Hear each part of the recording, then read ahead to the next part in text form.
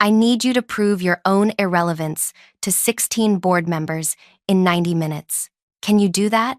Or would walking out today be easier? He said it with his arms folded, leaning against the frame of my workspace entrance like he owned the oxygen in the building. 23 years I'd poured into this place. 23 years of earning trust, one conversation at a time, untangling problems that made others quit, turning skeptical strangers into partners who called me by name. And now this man wanted me to stand in front of everyone who mattered and explain why none of it had value anymore. Before you hear what happened next, thank you for being here. If this story makes you feel something, leave a comment telling me what you would have done in my situation. And subscribe because I promise you, nobody sees where this goes. My name is Iris, 51 years old, though people often guess younger, because I never let this work grind me into bitterness, at least not until 6 months ago. I started in this industry when I was 28, fresh from a degree in business relations, and hungry to prove that I could build something real. I joined this organization when it had 70 employees and operated from a single building with water stains on the ceiling tiles. Now it has over 1,000 people across 4 locations. I didn't build it alone, but I built pieces of it that mattered. The relationships that brought in revenue, the trust that kept clients returning year after year, even when competitors offered lower prices. I loved what I did. Client relations sounds boring when you say it like that, but what I really did was solve human problems. I listened when people felt unheard. I delivered when they'd been let down. I followed through when others forgot. And slowly, over 2 decades, I became someone people trusted with the things that mattered most to their businesses. My daughter used to joke that I talked about my clients the way other people talked. About family. She wasn't entirely wrong. When one of my primary contacts lost his father, I flew out to attend the funeral, even though nobody asked me to. When another struggled through a bitter divorce, I spent hours on the phone just listening, because she needed someone outside her company who wouldn't judge her. These weren't networking tactics. They were just how I treated people I cared about. I made good money, not wealthy, but comfortable. My salary after 23 years reflected my experience. My commission structure reflected the fact that I personally managed relationships with our 3 largest clients. Together, those 3 accounted for nearly half of our yearly income. Everyone in leadership knew this. Everyone understood that losing any one of those partnerships would hurt. Losing all 3 would be catastrophic. Then Vincent arrived. He was 34, sharp suits, perfect posture, and a master's degree from a respected program that taught him to view people as resources and problems as opportunities for optimization. The previous director, a woman named Helen who'd mentored me for years, had retired after a health scare. She'd recommended me for her position, but the board wanted someone with fresh perspective, someone who could modernize, someone who spoke fluently in the language of metrics and margin improvement. Vincent's first week, he scheduled individual meetings with everyone in the department. When my turn came, he sat across from me with a notepad and asked me to summarize my role in 5 sentences or less. I tried.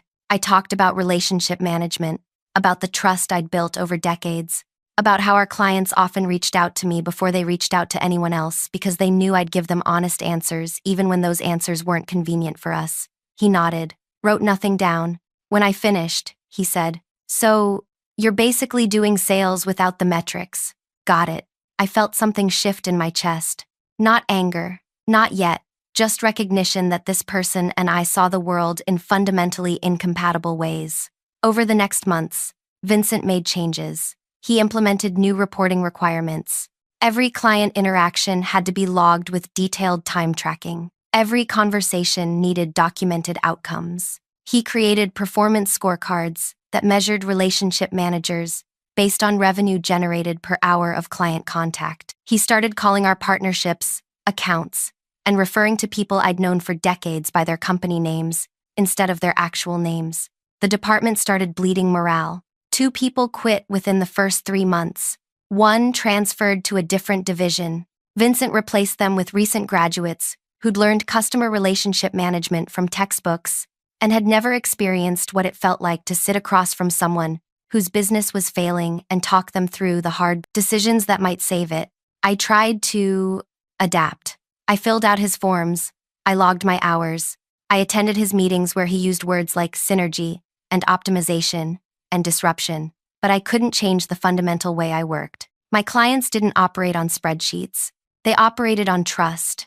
And trust doesn't have a per-hour metric. 4 months in, Vincent called me into a private meeting. He pulled up a presentation on his laptop and turned it toward me. Revenue projections, cost analysis, personnel expense breakdown. My name appeared on one slide with my annual compensation highlighted in red. "You're expensive," he said. Not unkindly, just factually. "Your salary plus commission structure makes you the highest paid person in the department by 40%. The board is asking me to find margin improvements. They want 30% better numbers by year end." I understood immediately what he wasn't saying. The only way to hit those targets was aggressive cost reduction, and I was the most obvious cost to reduce. "My compensation reflects my experience," I said carefully, "and the relationships I manage generate nearly half of our company's revenue." "Right, but here's the thing." Vincent leaned back, fingers steepled. "Those relationships exist because of institutional reputation, not individual personalities. Our clients partner with us because we deliver quality services, not because they like you personally. No offense." "None taken," I said, though we both knew that was a lie. "But I'd respectfully disagree.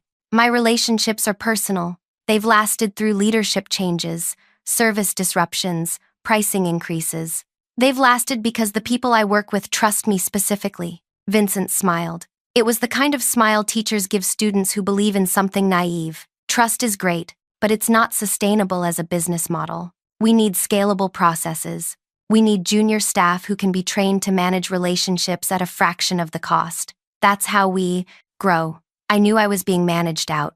Not fired, not yet, but positioned. Vincent was building a case, documenting my supposed limitations, setting up a narrative where removing me would look like strategic thinking instead of what it actually was. Short-term cost-cutting that would destroy years of careful relationship building. I decided to be strategic. I documented everything. Every client conversation, every successful negotiation, every time one of my relationships prevented a problem before it became a crisis.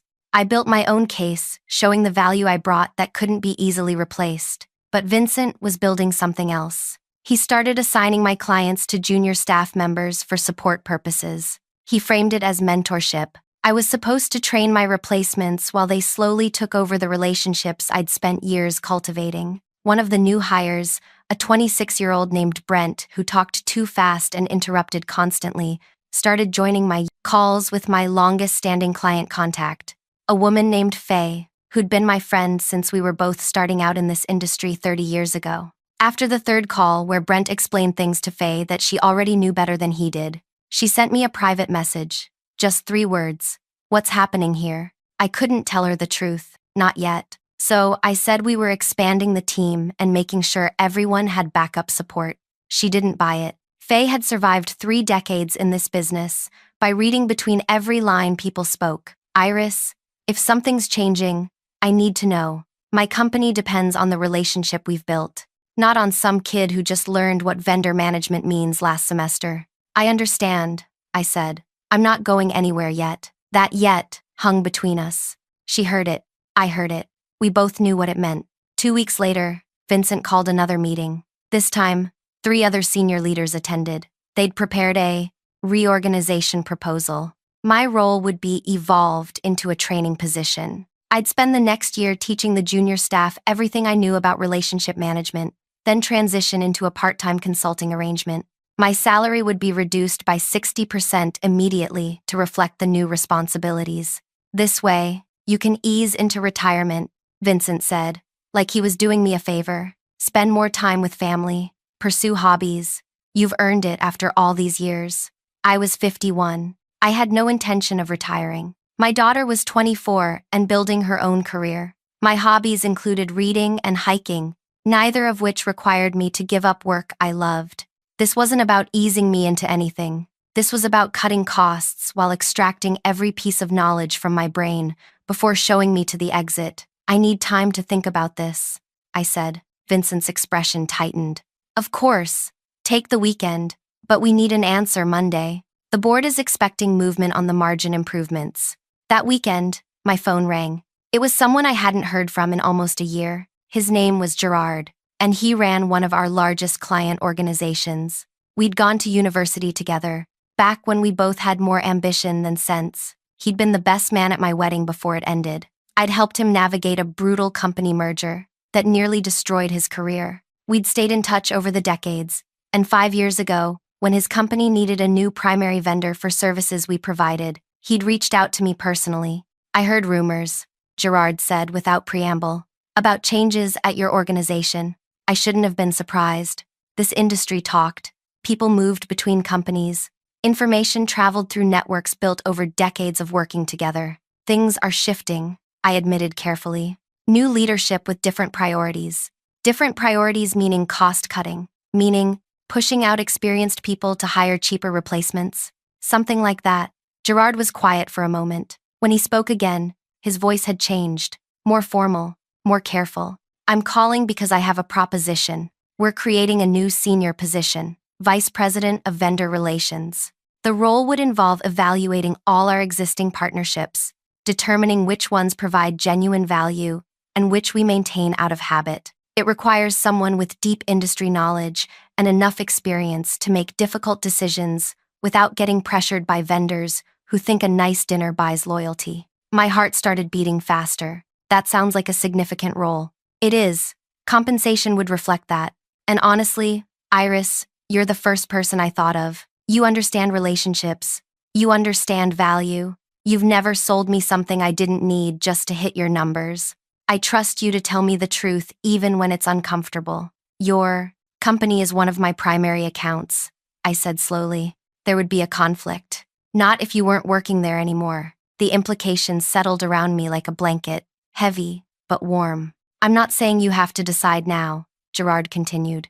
But think about it. If your current organization is pushing you out anyway, you could land somewhere that values what you bring. And between us, my company spends enough with your organization that having someone with inside knowledge on our side wouldn't hurt during contract renegotiations. He didn't say it directly, but I heard the unspoken message clearly. If I joined his organization, I'd be in a position to review the very partnership that currently generated 42% of my employer's annual revenue. I'd be evaluating whether that relationship should continue, and I'd be doing it with comprehensive understanding of exactly how much my current organization depended on it. Send me the details, I said. Everything, and get back to you. The job description arrived Monday morning. The compensation was substantial, more than I currently made, even with my commission structure. The role had authority, respect, and most importantly, it would position me across from my current employer during contract negotiations instead of representing them. I met with Vincent that afternoon to discuss his reorganization proposal. I asked questions. I reviewed timelines. I negotiated minor details about the training transition. And then I told him I needed another week to consider everything fully. He wasn't happy, but he couldn't push too hard without making it obvious this was a forced exit rather than a mutual evolution. That week, I had 3 more conversations with Gerard. We discussed expectations, responsibilities, timelines. His organization wanted someone who could start within a month. They were beginning a comprehensive vendor review in 8 weeks. My current employer's contract was the largest, and therefore first on the evaluation list. I accepted Gerard's offer on a Thursday afternoon. My start date would be 3 weeks out. I didn't tell anyone at my current job, not yet. I needed the timing to be precise. 3 days later, Vincent summoned me to his workspace. He looked pleased with himself in a way that made my stomach tighten. I've been thinking about how to handle your transition, he said, and I realized we have an opportunity here. The board meeting is in 3 days. They want updates on the margin improvement initiatives. I think you should present the reorganization plan yourself. I stared at him. You want me to present my own role reduction to the board? Not reduction. Evolution. And yes, think about it. You know your role better than anyone. You can explain exactly how your responsibilities can be redistributed, how the junior staff can be trained to handle client relationships, how we can maintain service quality while significantly reducing personnel costs. Who better to make that case than you? He wanted me to argue for my own obsolescence, to stand in front of 16 board members and senior leaders and explain why they didn't need me anymore, to make the case for my own professional execution. while he sat back and collected credit for strategic thinking and decisive leadership. "And if I refuse?" I asked quietly. Vincent's smile didn't change. "Then I present it myself, but it would look better coming from you. More collaborative, more evidence that this is a natural evolution, rather than a forced change. Plus, it shows you're a team player, even during difficult transitions. That matters for future references, consulting opportunities, things like that." The threat was clear: cooperate and leave with dignity, or resist and leave with a damaged reputation. "I need you to prove your own irrelevance to 16 board members in 90 minutes. Can you do that? Or would walking out today be easier?" I looked at him, standing there, so certain he'd won, so convinced he'd cornered me perfectly. And I made my decision. "I'll do it," I said. "I'll create the presentation. I'll present it to the board. I'll make it thorough and convincing." Vincent's smile widened. "Excellent. I knew you'd see reason. Get me a draft by tomorrow so I can review it before the meeting." I spent the next 3 days building exactly what he'd asked for. 47 slides detailing every aspect of my role. How my client relationships could be divided among 3 junior staff members. How my strategic planning work could be absorbed by newly created committees. How my mentorship could be formalized into training programs managed by others. I made it professional. I made it thorough. I made it devastating. And then I added slide 48. The board meeting was scheduled for Thursday morning at 9. Vincent sent me a message the night before, reminding me to dress professionally and keep my tone neutral. He wanted this to feel inevitable, like a natural business evolution rather than what it actually was. I arrived 30 minutes early. The meeting room was on the top floor, with windows overlooking the city. 16 people would be attending. Board members I'd known for years, senior leaders I'd worked alongside, finance executives who viewed people as numbers on quarterly reports, and Vincent, sitting near the front where he could watch everything unfold. They filtered in gradually. Some nodded at me with expressions that looked like pity. Others avoided eye contact entirely. Everyone knew what this presentation was really about. Everyone understood I'd been put in an impossible position. The CEO, a man named Walter who'd joined the organization 8 years ago, took his seat at the head of the arrangement. He'd always treated me with respect. We'd worked together on several major negotiations, but respect doesn't save jobs when the numbers demand sacrifice. "Whenever you're ready, Iris," Walter said gently. I opened my laptop and connected it to the projection system. Slide 1 appeared on the wall behind me. Simple title: Role Evolution and Transition Strategy. "Thank you all for being here," I began. "Over the past weeks, leadership has asked me to evaluate my current role and develop a comprehensive plan for how my responsibilities could be restructured to improve operational efficiency. What follows is that analysis." Vincent nodded encouragingly, like a conductor pleased with his orchestra. I clicked to slide 2. My current responsibilities laid out in detail. Client relationship management for our 3 largest partnerships. Strategic planning for expansion into new markets. Mentorship for junior staff members. Advisory participation in contract negotiations. Slide 3 showed time allocation. How many hours weekly I spent on each responsibility. Vincent had insisted on this level of detail. He wanted the board to see exactly what they were paying for, and question whether it justified my compensation. I moved through the slides methodically. Slide 7 analyzed my largest client relationship, the one with Gerard's company. I explained the history, the revenue generated, the communication patterns. I outlined how this relationship could be transitioned to a junior staff member, with proper training and support. Several board members took notes. One woman I'd known for over a decade looked increasingly uncomfortable. Slide 15 detailed the second major partnership, another long-term relationship built over years of consistent delivery and personal trust. I explained how this, too, could be managed by less expensive personnel once the proper processes were documented. Vincent leaned back in his chair, arms folded, expression satisfied. This was going exactly as he'd planned. By slide 23, I'd covered all 3 major client relationships. By slide 30, I'd outlined complete transition timelines. By slide 38, I'd presented cost savings projections that would make any CFO smile. The finance director raised his hand. "These numbers are impressive. If we can truly maintain relationship quality while reducing personnel costs by this much, the margin improvement would exceed our annual targets. That's the goal." Vincent interjected smoothly. Iris has done excellent work documenting how we can evolve beyond personality-dependent relationships into process-driven partnership management. I continued. Slide 40 detailed the training program I'd developed for junior staff. Slide 43 outlined knowledge transfer protocols. Slide 45 showed a week-by-week transition schedule spanning 10 weeks. Slide 46 addressed potential risks, client dissatisfaction, communication gaps during transition, loss of institutional knowledge. I presented mitigation strategies for each concern. Vincent had asked me to be thorough, so I was. Slide 47 concluded with a summary. Total, timeline, 10 weeks. Total cost savings, substantial. Total risk, manageable with proper execution. Walter leaned forward. This is comprehensive work, Iris. I appreciate the professionalism you've brought to a difficult situation. Several others nodded. Agreement. Vincent's expression bordered on triumph. Any questions before I conclude? I asked. The board members glanced at each other. A few shook their heads. They thought they'd seen everything. They thought the presentation was over. Actually, I said, letting my voice shift slightly. There's one additional item. Context that's relevant to the transition planning. Slide 48. I clicked forward. The slide was simple. Just text. A formal letter on official stationery from Gerard's organization. The company responsible for 42% of our annual revenue. Walter leaned forward, reading. His expression changed within seconds. The pleasant neutrality vanished, replaced by something between shock and calculation. The letter was dated 2 weeks earlier. It announced that, effective immediately, I would be joining their organization as Senior Vice President of Vendor Relations.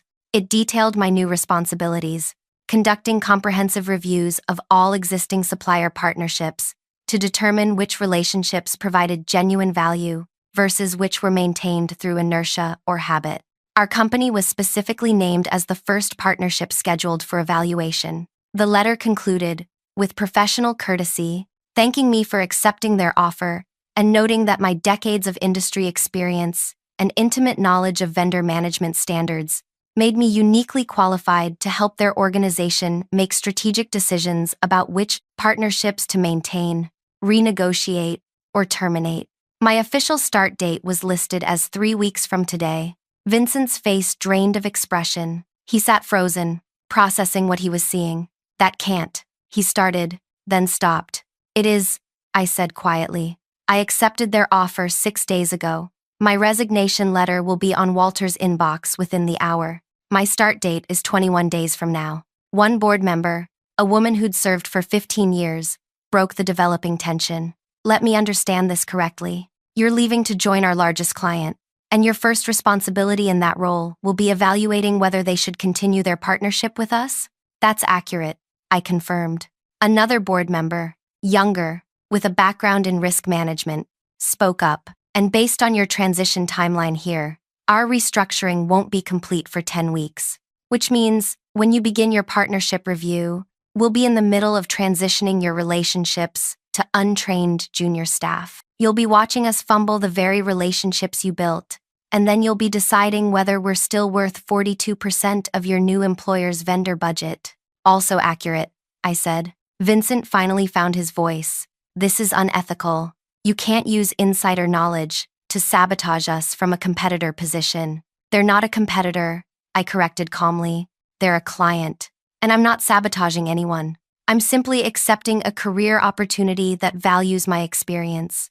Everything in my new role will be conducted with complete professional integrity. I'll evaluate our partnership based on the same criteria I'll use for every other vendor relationship they maintain. Walter turned to Vincent, and his voice carried an edge I'd rarely heard. Whose idea was this presentation? Vincent tried to respond, but nothing coherent emerged. He looked trapped.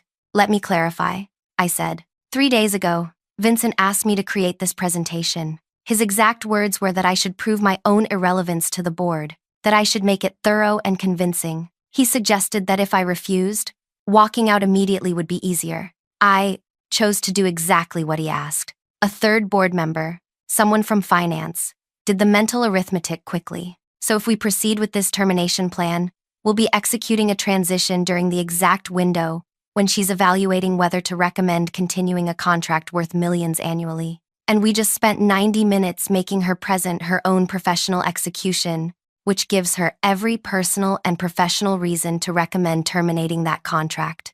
And if we don't proceed, the risk management board member added, we're keeping an employee who's already accepted another position, who'll be leaving in 3 weeks regardless, who has no incentive to protect our interests anymore. Walter rubbed his forehead. Iris, can you give us the room? I nodded, closed my laptop, and walked out. Vincent remained seated, looking like he wanted to disappear into the furniture. I waited in a small break area down the hall. 20 minutes passed, then 40. Finally, Walter emerged and gestured for me to follow him to a private office. That was quite a presentation, he said once we were alone. Vincent asked for thorough and convincing. He got both. Walter sat down heavily. I need to know something. Did you plan this as retaliation? I considered the question carefully. Gerard offered me the position 6 months ago, right when Vincent started restructuring the department. I was hesitant initially. I liked working here. I'd built something meaningful over 2 decades. But watching Vincent systematically devalue everything I'd contributed, watching him treat relationships like they were interchangeable spreadsheet entries, watching him set up this humiliation, that made my decision easy. I accepted the offer 2 weeks before Vincent asked me to create today's presentation. I just didn't tell anyone. So slide 48 wasn't revenge. Slide 48 was information Vincent would have known if he'd bothered to see me as a person instead of a cost reduction opportunity. The fact that it destroyed his strategy isn't revenge. It's simply the natural consequence of his own actions. Walter was silent for a long moment. The board wants to make you an offer. 6 months as a transition consultant. You'd help establish the new vendor relationship management structure while settling into your new role. We'd pay triple your current salary for the consulting work. Part-time engagement, no conflict with your new position. And Vincent, he's being reassigned. Different division, no direct reports, no budget authority. We can't terminate him without creating more chaos, but he won't be making strategic decisions anymore. I thought about it. The money was substantial. The arrangement would give me leverage at both organizations. And most importantly, it would demonstrate to my new employer that I could navigate complex transitions professionally. I'll do it, I said, but I need complete autonomy in the consulting role. No interference from Vincent or anyone else trying to manage how I work. Done. We shook hands. I left Walter's office and returned to my workspace to collect my belongings.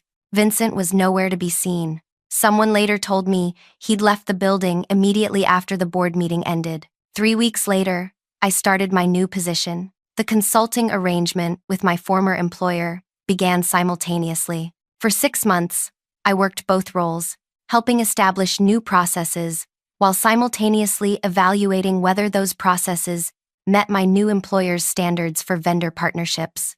The evaluation I conducted was scrupulously fair. I reviewed metrics, interviewed stakeholders, analyzed service quality data. In the end, I recommended continuing the partnership, but with modified terms.